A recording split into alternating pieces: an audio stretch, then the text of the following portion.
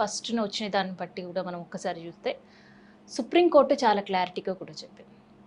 ఆ రాష్ట్రాల పరిధిలో రిజర్వేషన్కి సంబంధించిన డెసిషన్ తీసుకునే పూర్తి హక్కులు రాష్ట్ర ప్రభుత్వానికి కూడా కలిగిస్తున్నట్టు. నిజంగా అట్లా కనుక చేస్తే బెనిఫిషియర్స్కి ఏమైనా ఇబ్బంది కలిగే పరిస్థితి ఉంటుందా? బెనిఫిషియర్స్కి ఇబ్బంది కలగకపోవచ్చు, కానీ ఇప్పుడు మేము కూడా ఈరోజు తెలంగాణ రాష్ట్రంలో ఉన్నటువంటి దాదాపు ఒక 100-150 మంది 120 మందిని వివిధ రంగాలలో స్థిరపడ్డటువంటి, అంటే మాల సామాజిక వర్గం నుంచి వచ్చినటువంటి వాళ్ళుగా, అది యూనివర్సిటీ ప్రొఫెసర్సు, డాక్టర్సు, అట్లాగే విద్యావేత్తలు, డిగ్రీ కాలేజ్ లెక్చరర్స్, ఇంటర్మీడియట్, అంటే విద్యా వ్యవస్థలో పనిచేస్తున్నటువంటి ఈ విద్యావంతులు, అట్లాగే డాక్టర్సు, ఆ రకంగా కొంతమంది రాజకీయ ప్రముఖులు, ఆ రకంగా విద్యావేత్తలు, జర్నలిస్టులు, ఇట్లా తెలంగాణ రాష్ట్రంలో కొంత పరిచయం ఉన్నటువంటి వాళ్ళందరం కూడా ఒక కామన్ అండర్స్టాండింగ్కి వచ్చి ఈ యొక్క సమస్యను పరిష్కరించాలి. ఈ వర్గీకరణ అనే సమస్యను అటు ఎంఆర్పిఎస్ వాదన ప్రకారము కావాలని వాళ్ళు అంటున్నారు. కొంతమంది మాలలలో కూడా కొన్ని సంఘాలు పెట్టుకొని వర్గీకరణ జరిగితే దళితుల ఐక్యత దెబ్బతింటుందని వాళ్ళు మాట్లాడుతున్నారు. కానీ న్యాయంగా అయితే వర్గీకరణ అనేది జరిగితేనే అది న్యాయమైనటువంటి డిమాండు, దాన్ని మనం సపోర్ట్ చేయాలి. Even though by birth we belongs to Mala community అయినప్పటికీ దాన్ని సమర్థించాలి, ఎందుకంటే దాంట్లో న్యాయమైనటువంటి ప్రతిపాదన ఉంది అనేటువంటి ఒక అభిప్రాయం కలిగినటువంటి వాళ్ళందరం కూడా ఇవాళ రాష్ట్ర ప్రభుత్వం ఈ మధ్య కాలంలోనే సుప్రీంకోర్టు జడ్జిమెంట్ వచ్చిన తర్వాత తెలంగాణ రాష్ట్రంలో కూడా వర్గీకరణ మేము చేయడానికి సిద్ధంగా ఉన్నామని చెప్పి ఇవాళ రాష్ట్ర ప్రభుత్వం నిర్ణయించుకొని దానికి ఒక అధ్యయన కమిటీ అని వేశారు. సింగిల్ మ్యాన్ అధ్యయన కమిటీ అని వేసినారు. దానికి వాళ్ళు ఇప్పుడు జస్టిస్ డాక్టర్ సమీం అఖ్తర్ గారు దానికి అధిపతిగా ఉన్నారు. వారి ఆఫీస్ ఉంది బీఆర్కే భవన్లో. ఇవాళ మేము దాదాపు ఒక 12 అంశాలతో కూడినటువంటి ప్రతిపాదనలు ఆ కమిషన్కి సమర్పించడం జరిగింది. ఈ సందర్భంగా మీకు ఒక మాట చెప్పాలి, అంటే మీడియా ద్వారా ముఖ్యంగా మాదిగ సోదరులకు ఒక మాట చెప్పదలుచుకున్నాం. దయచేసి మాలల్లో ఉన్నటువంటి మొత్తం మాల కమ్యూనిటీ అంతా కూడా ఓ న్యాయమైనటువంటి వర్గీకరణను అందరూ వ్యతిరేకిస్తున్నారనేటువంటి అభిప్రాయం మీరు అలా కలిగి ఉండడం మంచిది కాదు.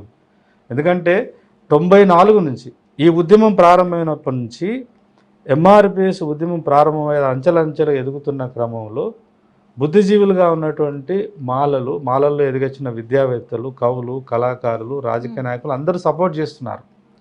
కాబట్టి అది అంత మీరు ఆ రకంగా మొత్తం అందరిని ఒకే కాటిన కట్టడం మంచిది కాదు. ఈ మొత్తం మేము ఇచ్చినటువంటి ఈ యొక్క ప్రతిపాదనలో, ఈ రిప్రజెంటేషన్లో మీరు ఇందాక ప్రస్తావించిన దానికి ఒక సరైనటువంటి సమాధానం ఉందని నేను భావిస్తున్నాను. ఇవాళ సుప్రీంకోర్టు జడ్జిమెంట్ ఎలా అంటే భిన్నమైనటువంటి వాదనలకు ఆస్కారం ఇచ్చే విధంగా ఉంది ఆ సుప్రీంకోర్టు జడ్జిమెంట్.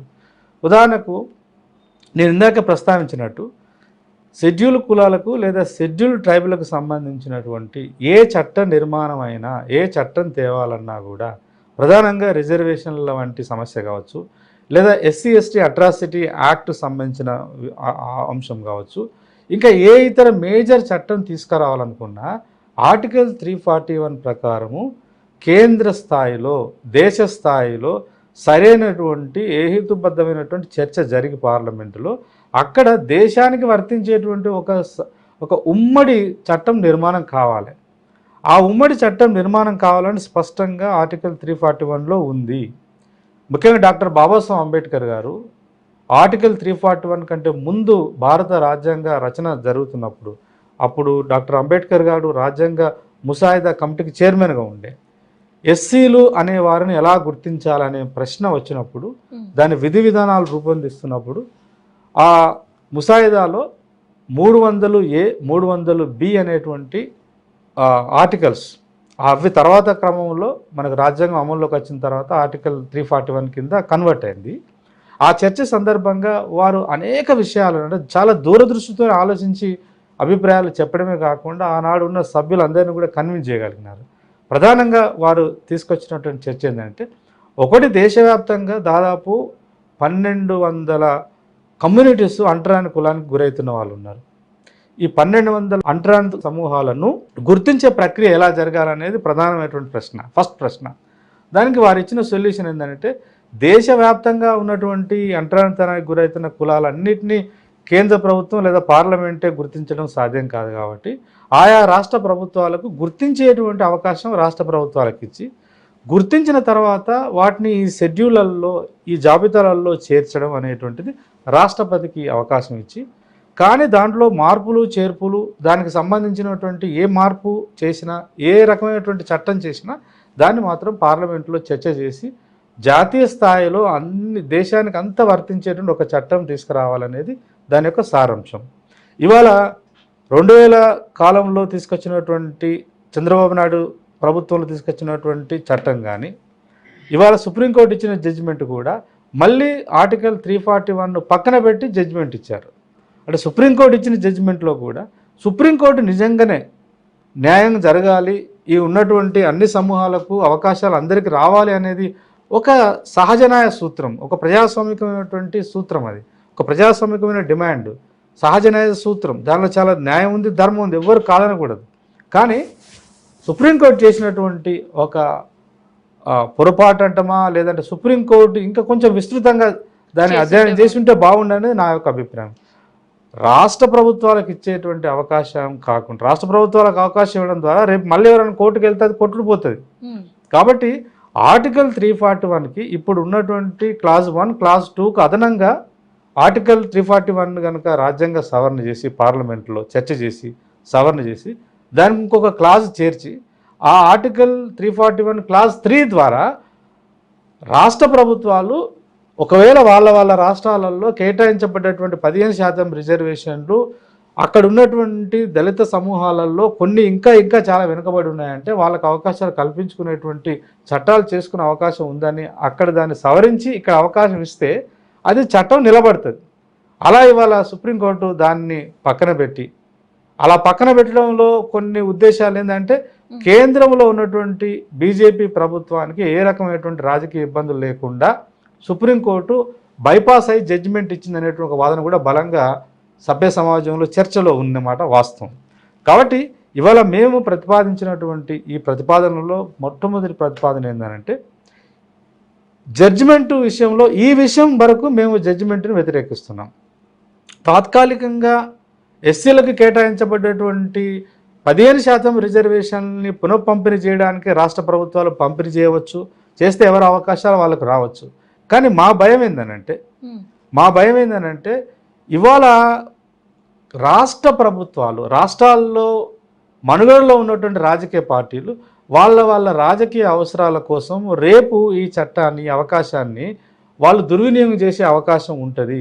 ఈ మాట నేను అనట్లేదు. ఈ చర్చ జరిగినప్పుడు రాజ్యాంగ రచన జరుగుతున్నప్పుడు డాక్టర్ బాబాసాహెబ్ అంబేద్కర్ గారు దీని మీద స్పష్టంగా చాలా విస్తృతమైన చర్చ చేసినారు. అది 1949 సెప్టెంబర్ 15 నాడు ఆర్టికల్ 300A ఆర్టికల్ 300B అనే దాని మీద చర్చ చేస్తూ వారు ఇచ్చినటువంటి వివరణ ఏంటంటే ఎస్సీలను గుర్తించడం ఎస్టీలను గుర్తించడం అనేటువంటిది రాష్ట్ర ప్రభుత్వాలు గవర్నర్ ఆఫీస్ ద్వారా చేయాలి. ఒకసారి గుర్తించిన తర్వాత వాటిని చట్టంలో పొందుపరిచిన తర్వాత ఈవెన్ రాష్ట్రపతికి కూడా వాటిని తొలగించేటువంటి అవకాశం లేదు. కేవలం పార్లమెంటు మాత్రమే దాని మీద చర్చ చేయాలి, అందులో మార్పులు చేయాలంటే పార్లమెంటుకు మాత్రమే అధికారం ఉండాలని ప్రతిపాదన.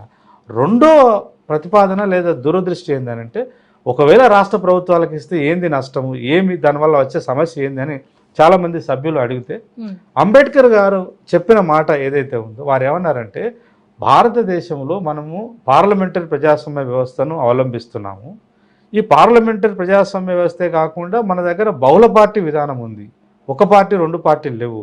అంటే దేశంలో రకరకాల ప్రాంతీయ పార్టీలు వస్తాయి. రేపు భవిష్యత్తులో అనేక కొత్త ప్రాంతీయ పార్టీలు రావచ్చు.